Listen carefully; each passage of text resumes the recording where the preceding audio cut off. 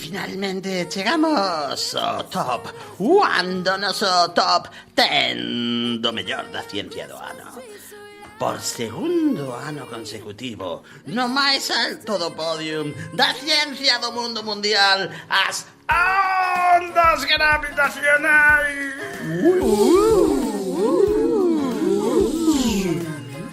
Sí. Por segundo ano, as ondas gravitacionais merecen o recoñecemento como descubrimento do ano pola revista Science. Se en 2016 a cousa estaba cantada, co achado da primeira observación dunha onda gravitacional, xusto por ligo, un século despois da predición do amigo Einstein, neste ano 2017, o achado da fusión de dúas estrelas de neutróns detectada o 17 de agosto volveu deixar sen palabras á comunidade astrofísica. O especial que ten esta detección é que por primeira vez na historia podemos estudar un evento producido a 130 millóns de anos luz mediante, por un lado, ondas gravitacionais e, polo outro, todo o rango de ondas electromagnéticas coñecidas. Radio, rayos gamma, visible, rayos C, algo realmente espectacular. É que todo o que predi o meu Albertiño é espectacular. Home, pois sí, señora. Tan señal Leo Einstein que ata cando erra, cando mete a gamba, tamén descubre cousas interesantes. O sea que aí non hai queixa. O caso é que no especial de hai un ano estábamos falando xusto por estas datas coa daquela portavoza de Ligo, Gabriela González. Tamén falamos con Jorge Pullín e José Edelstein sobre este primeiro descubrimento das ondas gravitacionais en 2016. José Edelstein é profesor de física na Universidade de Santiago, colaborador de Ciencia, divulgador e escritor. Moi boas tardes, José. Buenas tardes, que tal, Manuel? Como estás? Ben, coido que ti estás noutra estación do ano. Efectivamente, estoy pasando calor en la lejana Buenos Aires. Daquela falábamos de ondas gravitacionais, dese descubrimento despois de 100 anos da predición de Einstein, e volvemos a falar un ano máis das ondas gravitacionais. Como as podemos explicar, como podemos contextualizarlas un pouco de novo? Sí, seguiremos hablando muchos años más, o décadas, porque yo creo que claramente la detección de ondas gravitacionales abre una nueva ciencia que yo creo que está aquí para durar décadas o siglos. Yo creo que siglos incluso. Mira, la teoría de la relatividad que Einstein desarrolló a partir de 1905 y que culminó en 1915, básicamente, para contarlo muy cortito, muestra que el tiempo y el espacio son lo mismo, son dos cantidades que están muy relacionadas y que ambas deben entenderse dentro de algo que es el espacio-tiempo, que es una especie de tejido en el cual ocurren los sucesos. O sea, todo lo que hay en el universo, toda la masa, la energía, la luz que se propaga, todo ocurre en este tejido espacio-temporal, que es difícil de imaginar porque es un tejido que tiene, digamos, 3 dimensiones espaciales más la dimensión del tiempo, así que yo tampoco soy capaz de imaginar esas 4 dimensiones, y para colmo, la gravedad, Einstein mostró que la gravedad es esencialmente la teoría de cómo se curva el espacio-tiempo. El mismo Einstein se dio cuenta muy poco tiempo después de que si el espacio-tiempo, que por cierto es una especie de membrana muy, muy tensa, o sea que cuesta muchísimo curvarla, hay que poner mucha masa para poder curvarla, puede vibrar. Si una masa se acelera, al igual que cuando le damos un golpe a la membrana de un tambor, cuando golpeamos la membrana de un tambor y dejamos de golpearla, o sea, una vez dado el toque a la membrana empieza a vibrar. Y Einstein se dio cuenta de que eso podía ocurrir con el espacio-tiempo, resolvió las ecuaciones, es una larga historia porque tuvo sus más y sus menos con ello, pero predijo la existencia de vibraciones de este tejido espaciotemporal, que son las que más de un siglo después se lograron ver. Este é o contexto, ven esta explosión de unha nova disciplina que é a astronomía de ondas gravitacionais. Contamos tamén o outro lado do teléfono con Alicia Sintes. Moi boas tardes, Alicia. Hola, buenas tardes. Alicia Sintes é investigadora da Universidade das Illas Baleares e ela codirixe un dos 4 grupos de análises do experimento LIGO avanzado. E ademais temos que dicir que Alicia estivo moi recentemente en Galicia, invitada pola agrupación astronómica IO, polo amigo Martín Pauli e os compañeiros de IO, sei que nesta estadía, aparte de explicar todo o que facedes de ondas gravitacionais, mesmo te levaches un calendario cos ceos galegos. Correcto, que estoy esperando pues poderle levantar a la primera etapa para ver ya el primer mes de enero, que son unas imágenes preciosas.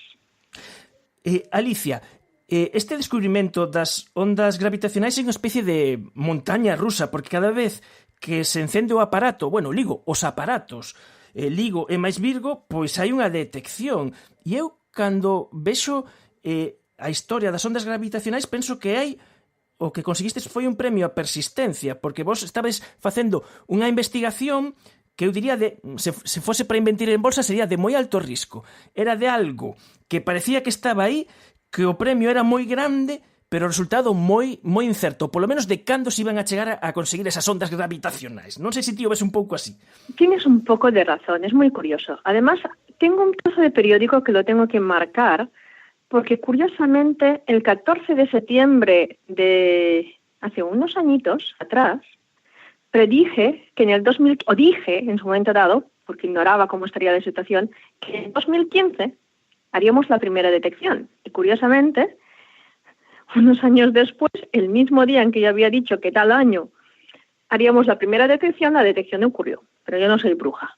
Pero sí, la primera detección ocurrió cuando habíamos justo puesto en marcha los instrumentos, los dos observatorios LIGO en Livingston y en Hanford, y aún estábamos en fase de pruebas. Es decir, aún no estábamos listos para realmente empezar a operar y tomar datos. Y eso fue la primera, la fascinante, tan fascinante como casi la última que se ha anunciado, esta de estrellas de neutrones, que vuelve a ser otro hito en la historia de la ciencia y vuelve a ser mención como el gran descubrimiento del año. Pero como tú has dicho, la naturaleza parece ser muy benévola con vosotros, ha elegido unas fechas muy interesantes, porque el segundo que le decimos candidato, porque no llega a ser evento de verdad, porque no tiene la suficiente significancia, ocurría el Día del Pilar de ese año del 2015. Luego ocurría el 26 de diciembre del 2015, pero que era el 25 por la tarde en Estados Unidos, es decir, gustaba la Navidad. Y eso era para el primer periodo de observación. En este segundo periodo de observación, que se empezó a finales de noviembre del año pasado, se optó de que durante las vacaciones de Navidad pues los aparatos estarían apagados y los aparatos se pusieran en marcha el 4 de enero. Y el mismo 4 de enero tuvimos detección. Luego la cosa estuvo un poco tranquila hasta llegar el mes de agosto. Y en el mes de agosto hubo estos anuncios que se hicieron espectaculares en estos últimos meses, que fue la primera detección triple, es decir, los dos LIGO y Virgo, que tenían lugar el 14 de agosto, y 3 días más tarde, el 17 de agosto, es cuando se ve esa fusión de estrellas, esa binaria de estrellas de neutrones. Y eso que también habíamos tenido ahí un amago, que también ya se ha anunciado a principios de junio. Es decir, para fastidiar vacaciones, las ondas gravitacionales le encantan, pero nada, hay que agradecerle a la naturaleza haber sido tan benévola, habernos permitido descubrir esa población de agujeros negros de masas estelares, pero de masas mucho más superiores de las que pensaban podían tener en la naturaleza, y como no, esta binaria de estrellas de neutrones, que a su vez asociada con un estallido de rayos gamma, con esa kilonova, además ha sido el estallido de rayos gamma que se ha visto más cercano a la Tierra que nunca se había detectado. Y esto ocurría prácticamente a una semana antes de apagar los detectores, porque ahora los detectores vuelven a estar apagados, se están implantando mejoras para que puedan entrar en funcionamiento, digamos, en un año a partir de ahora, es decir, para las próximas Navidades o más o menos. A cantidad de cousas que se van poder ver con esa sensibilidade mellorada, optimizando os recursos do aparato. O que destacaba Science deste descubrimento é que inaugura o que se chama a astronomía multimensaxeiro, que neste caso da fusión destes dúas estrelas de neutróns, o que acontecía é que tan asiña LIGO puido detectar eso, como 2 segundos despois está Fermi e detecta ese disparo de rayos gamma, e resulta que logo poñemos toda a artillería que temos para ollar no espectro electromagnético para ollar e ver o que nos atopamos. E atopamos en todos os registros, bueno, menos nos neutrinos, pero en todo lo demais atopamos cousas. Lamentablemente los neutrinos no, porque en los neutrinos había participación gallega realmente relevantes. Estaba o equipo de Riquezas por ahí. Correctamente, correctamente. Ellos no pudieron anunciar detección, pero sí pudieron anunciar no detección, pero que habían participado. Es decir, hay que tener en cuenta esto, que lo que acabas de anunciar, que por primera vez se inaugura la astronomía o astrofísica de multimensajeros, donde uno de esos mensajeros fueron las ondas gravitacionales.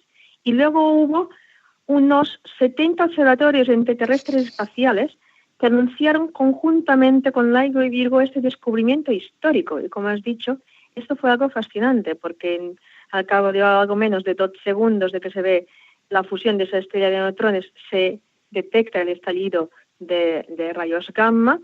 Al cabo de unas horas, porque esto ocurría en el hemisferio sur, hubo que esperar a que se hiciese de noche en Chile para tener los registros ópticos de luz, y entonces se detectaron pues al cabo de unas 10 horas después, y luego ya en menos de 12 horas se ven infrarrojos, en 15 horas se observa en ultravioleta, y al cabo ya de una semana se empieza a ver en rayos X, y al cabo de 2 semanas incluso en emisión de radio. Es decir, se pudo registrar prácticamente cubriendo todo el espectro electromagnético. La cantidad de información que se ha podido extraer en este caso ha sido fascinante. Es decir, por primera vez se ha podido asociar que esta fusión de 2 estrellas de neutrones está relacionada con estos estallidos de rayos gamma cortos. También otra hipótesis, una teoría de estas kilonovas, esa desintegración de material rico en neutrones que crea esa fulguración, y en ese caso se pueden producir esos metales pesados, más pesados a partir del hierro, es decir, esos como oro, plomo, platino, de los que estamos formados. Es decir, esta observación de esta kilonova pues nos ha permitido mostrar que en las fusiones de estrellas de neutrones podrían ser las responsables de la producción de la mayoría de los elementos pesados que hay en el universo.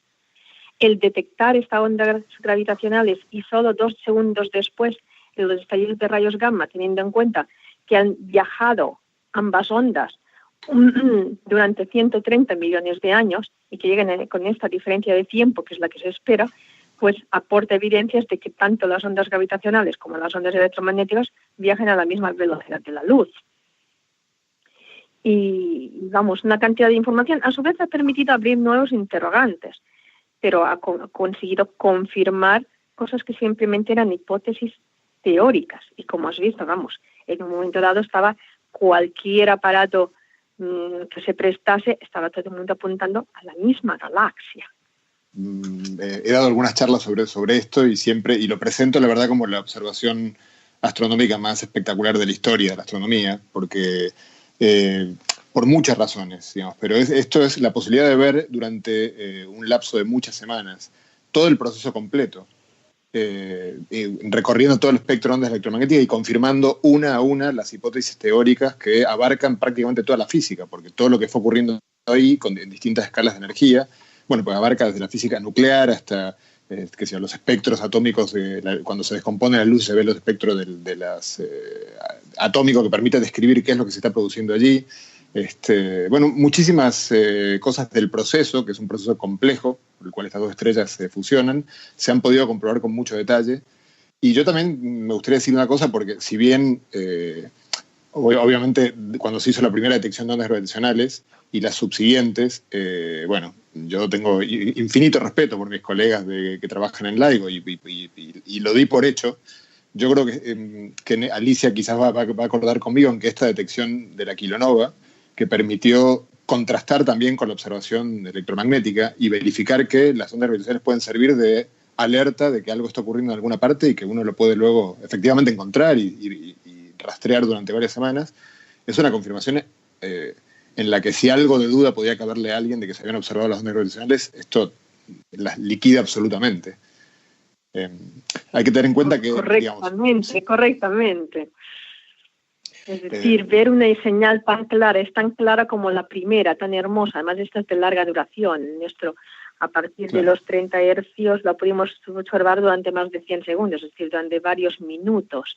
una señal que es clarísima, se ve en los dos detectores muy claro en los datos, pero dices, si eso fuese un ruido que por casualidad te ha ocurrido allá, no, es que esta vez tienes evidencia con esto, una cantidad impresionante de experimentos que también han visto la misma señal, que la han podido asociar al mismo evento.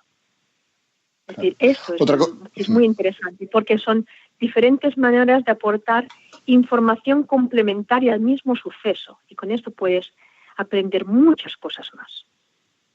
Claro, sí, la unidad de la ciencia en general hace que todo tiene que cuadrar. O sea, no puede ser que no estamos conformes los científicos si cuadra todo menos un poquito. Tiene que cuadrar todo aquello que se observa, aunque involucre físicas distintas, como por ejemplo, en este caso, las ondas gravitacionales y las ondas electromagnéticas, que tienen una naturaleza parecida, pero responden a teorías distintas, cuyo grado de validez y de comprobación experimental, no para mí, yo como físico teórico las doy por ciertas totalmente, pero digo, a nivel experimental hay que verificar las cosas, y no están verificadas exactamente igual en los mismos regímenes, por ejemplo, y este tipo de cosas realimenta con mucha fuerza que la física está por el buen camino.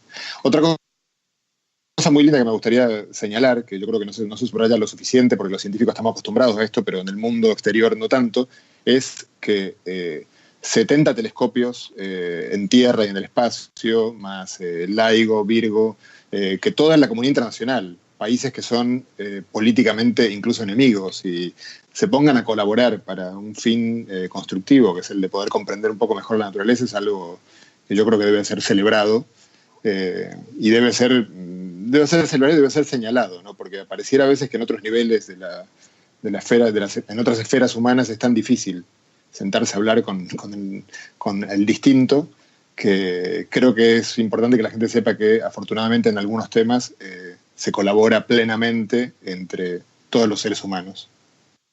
Evidentemente se colaboró muy intensamente. No quiere decir que fuese fácil la colaboración. Evidentemente forzó con estos plazos de presentar resultados que suelen tardar unos meses, realmente se forzó que saliesen en 2 meses, porque no se podía mantener más tiempo, se podían haber sacado muchos más resultados, muchos más artículos de los que salieron directamente.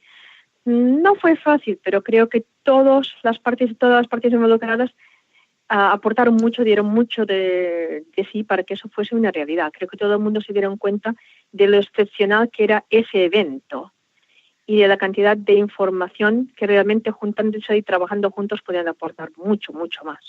Si no me equivoco, Manuel, un comentario que puede ser interesante, atractivo en Galicia, es que creo que el radón es exclusivamente producido, por lo menos creo que es lo que las teorías indican, que es exclusivamente producido en fusión de estrella de neutrones. No sé si me equivoco en eso, pero si fuera así, es muy bonito pensar cómo hay tanto radón en las casas en Galicia, que en realidad es un problema también de salud pública, pero bueno, pensar que en todas las casas uno tiene ese pequeño remanente de alguna fusión de estrella de neutrones que ocurrió en algún lugar del cosmos, es algo, me parece una idea muy, muy linda. Es que, ademais, a frase mítica de Carl Sagan de somos podestrelas, agora hai que actualizala, somos podestrelas e tamén tipo estrelas particular de de estrella, pero vamos, escribo completamente. E ademais hai outra pequena participación galega, inda que Enrique Zas e o seu equipo non puderon detectar neutrinos, polo que sei, na participación de LIGO, o CESGA, o Centro de Supercomputación de Galicia, dedicou 1,2 millóns de horas de computación a LIGO. Isto é unha pequena parte das necesidades tan profundas que necesitades de tempo de cálculo. ¿Por qué? No solo esto, y muchos millones de horas de cálculo más, también del Mare Nostrum, a veces incluso en el Finisterrae contribuía bastante, como has dicho, de CESGA, SuperMOOC, etcétera. No es directamente, digamos, tiempo de cálculo para analizar los datos del LIGO, sino que es tiempo de cálculo para poder simular en estos superordenadores que tenéis fabulosos allá también, estas simulaciones de agujeros negros, estrellas de neutrones que se fusionan.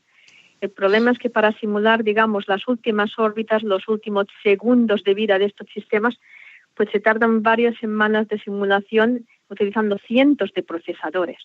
Y eso es fundamental porque necesitamos extraer información de estas señales, necesitamos estos patrones para luego poder tener plantillas para hacer las búsquedas de ondas gravitacionales. Y ese es un trabajo que nuestro grupo en la Universidad de las Islas Baleares pues lidera junto con Sasha Husa, y estos perfiles de onda que se han calibrado gracias a estas simulaciones numéricas que se han calculado también en Galicia, pues eran fundamentales para poder extraer la información, para extraer esos parámetros, las masas, los giros, los espines, pero también esa localización precisa en el cielo que permitió esta ciencia maravillosa de por primera vez decirles a los compañeros electromagnéticos, hay que apuntar en esa porción del cielo, que por primera vez era una porción del cielo pequeñita e non enorme como se les había pasado en las alertas anteriores. E aquí xogou un poquinho coido que a sorte, porque o que se non entendo ben, este pequeno desfase de tempos entre a chegada do sinal e o que fai que se poida triangular, que é un poquinho como funcionan as nosas dúas orellas, que temos unha a cada lado. Ese desfase nos dá información 3D do que temos ao noso redor. E o que aconteceu é que estivo o sinal nunha zona que era escura para Virgo, pero precisamente por ser unha zona escura era moi pequeniña e acotada. ¿Eso así? Sí, es muy curioso, porque los dos detectores que detectaron esta última señal fueron los dos detectores LIGO, pero Virgo no lo chegó y dices, entonces Virgo fue irrelevante. No, la contribución de Virgo fue muy importante, porque esa señal, como he dicho, es intensa, es fuerte, y Virgo no la vio.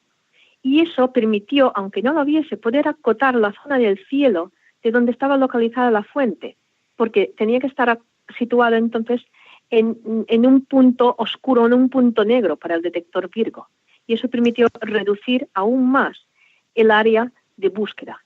Es decir, es impresionante que por primera vez se le da una pequeña elipse de unos 29 grados cuadrados, cuando antes se le daban elipses o casi círculos al menos 10 veces más grandes en superficie. Y luego esos detectores ópticos pues pudieron apuntar directamente a esa galaxia que estaba exactamente dentro de esa elipse que habían anunciado los detectores LIGO y Virgo conjuntamente. Dicía a revista Science que facía unha comparación entre a detección, as primeiras deteccións de buratos negros que se fusionaban e a detección destas dúas estrelas de neutróns, que no primeiro caso era un só de clarinete, en este caso era unha sinfonía, porque xa se poñían a tocar todos os instrumentos. Hai previsións de poder atopar moitas cousas, de sinais moitísimo máis débiles que requerirán unha acumulación grande de datos, máis observatorios, máis sensibilidade e máis capacidade de cálculo. Por exemplo, a capacidade de chegar a ver mesmo púlsares ou ver, por exemplo, ondas gravitacionais primordiais que nos falen dese primeira orixe do noso universo, ir atrás no tempo o primeiro segundo despois do Big Bang. Correcto, una vez más. No sé cuántos años aún nos queda para poder observar estas ondas gravitacionales del universo primitivo, no lo sé.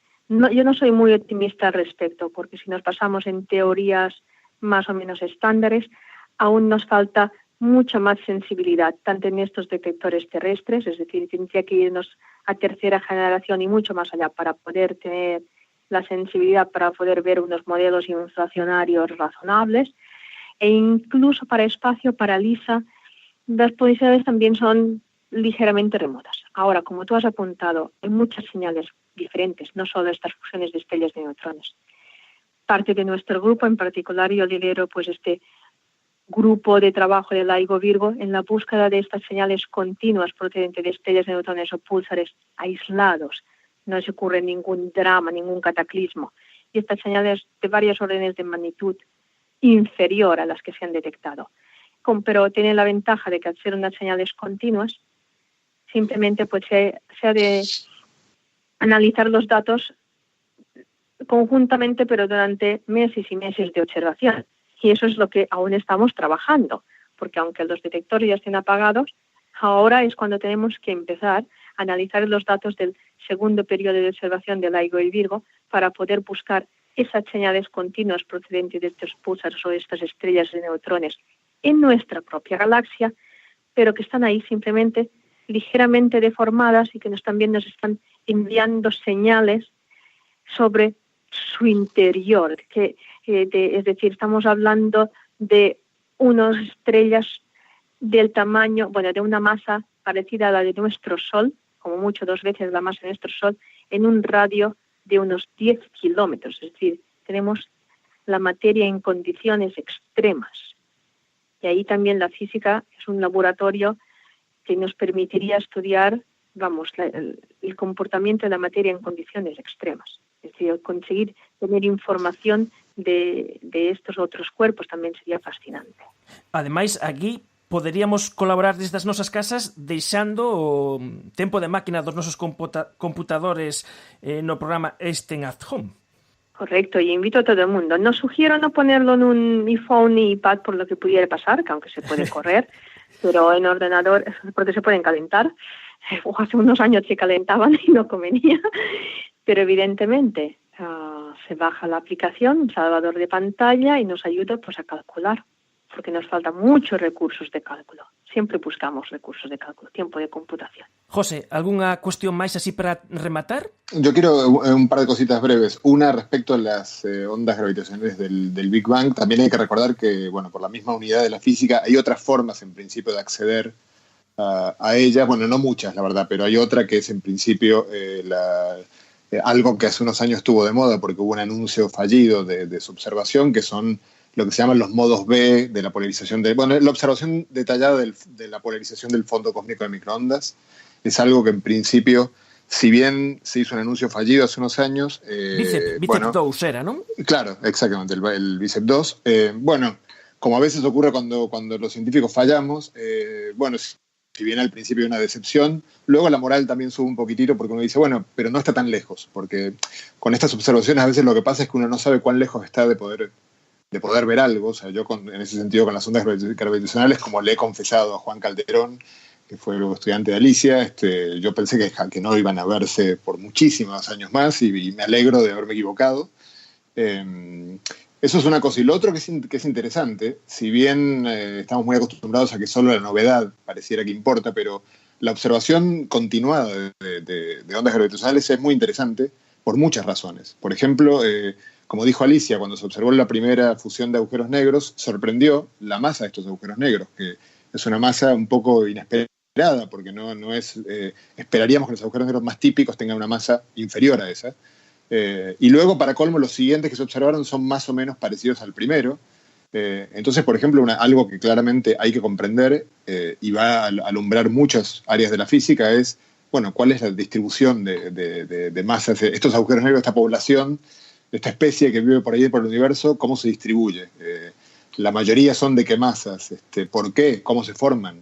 Hay agujeros negros desde masas de unas pocas masas solares hasta más de 1.000 millones de veces la masa del Sol. ¿Cómo puede haber un espectro tan amplio?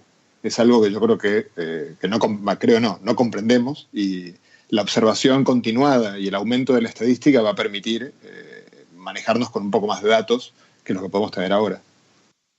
Incluso añadir, de todos los datos que hemos dado, que esta última observación, esta fusión de estrellas de neutrones, junto con estas observaciones electromagnéticas, nos ha permitido por primera vez incluso deducir, con un solo evento, un solo suceso, medir la constante de Hubble, es decir, cómo es esta expansión del universo.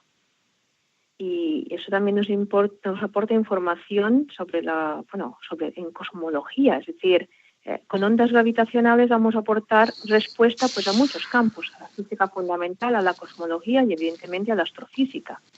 Y quién sabe si en los próximos años estos detectores de ondas gravitacionales nos sorprendan con nuevos descubrimientos, porque en la historia de la astronomía, cada vez que se ha abierto la observación en una nueva banda del espectro electromagnético, ha habido grandes descubrimientos. Y aquí estamos aportando todo un nuevo espectro con propiedades completamente distintas y complementarias a estas ondas, a la luz, a las ondas electromagnéticas. Es decir, que hemos de estar abiertos a cosas que en estos momentos no podemos explicar aún. Eso podría pasar. a astronomía de ondas gravitacionais. Casi podemos decir que é un novo sentido do que dispomos. É como se atado agora só pudésemos, por exemplo, tocar e de repente pudésemos ver, ou se non escoitáramos e pudésemos escoitar. De feito, xa temos escoitado aquí en Efervesciencia sons como este,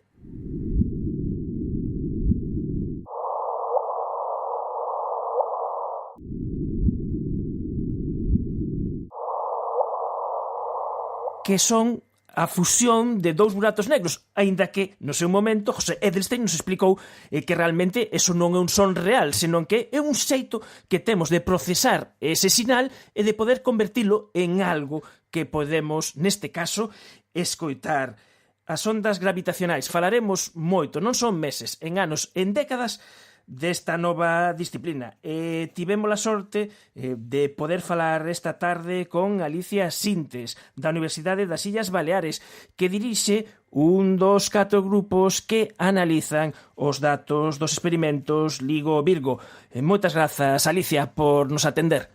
Gracias a vosotros por haberme invitado y desearos pues unas felices vacaciones y felices Navidades. Pois felices festas, Alicia, e felices festas tamén alá en Buenos Aires, José Edelstein. Muchas gracias a ambos y felices fiestas y encantado de hablar contigo, Alicia. Y contigo, Manuel, por supuesto. Necesito